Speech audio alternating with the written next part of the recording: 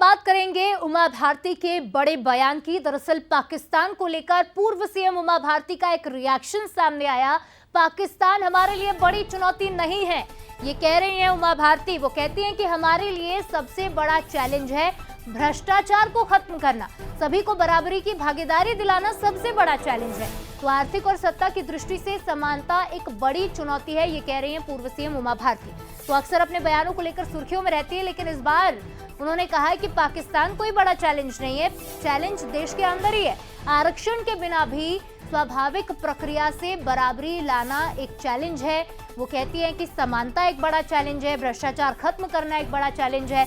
वंचित वर्ग को जहां आरक्षण नहीं है वहां भी स्थान उन्हें देना होगा।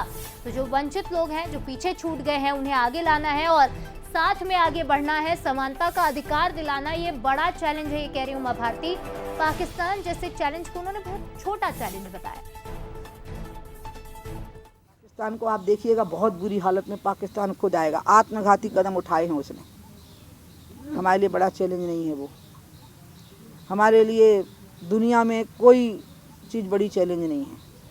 हमारे लिए सबसे बड़ा चैलेंज है अपने ही देश का भ्रष्टाचार ख़त्म करना और अपने ही देश में सबको आर्थिक दृष्टि से और सत्ता की दृष्टि से, शासन की दृष्टि से, प्रशासन की दृष्टि से बराबर की भागीदारी स्वाभाविक प्रक्रिया में दिखाना, बिना आरक्षण के दिखाना। जो आरक्षित हैं उन पदों के अलावा भी हम महत्वपूर्ण स्थानों पर वंचित वर्गों के लोगों को रख सकते हैं।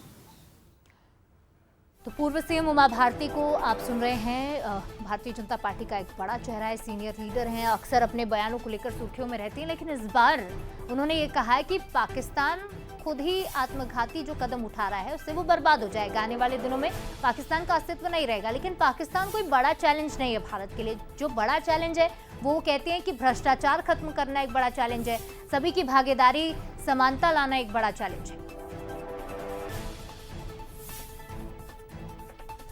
और इसी के साथ पूर्व सीएम उमा भारती ने बाबर को लेकर भी बड़ी बात कही है। वो कह रही हैं कि बाबर इस देश के मुसलमानों का पूर्वज नहीं है। भारत में जितने मुस्लिम हैं सभी धर्मांतरित हैं।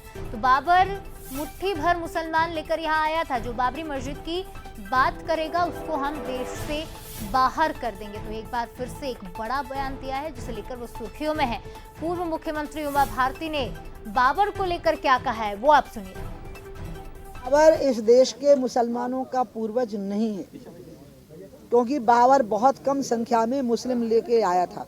हमारे भारत के लोग ही कन्वर्ट हुए हैं। बाबर का इस देश से कोई लेना देना नहीं है। इसलिए जो बाबरी मस्जिद की बनाने की दोबारा बात करेगा उसको बाबर के ही देश में जाना होगा। हम खदेड़ देंगे उसको बाबर के देश में, वो भारत में नहीं रह पाएगा।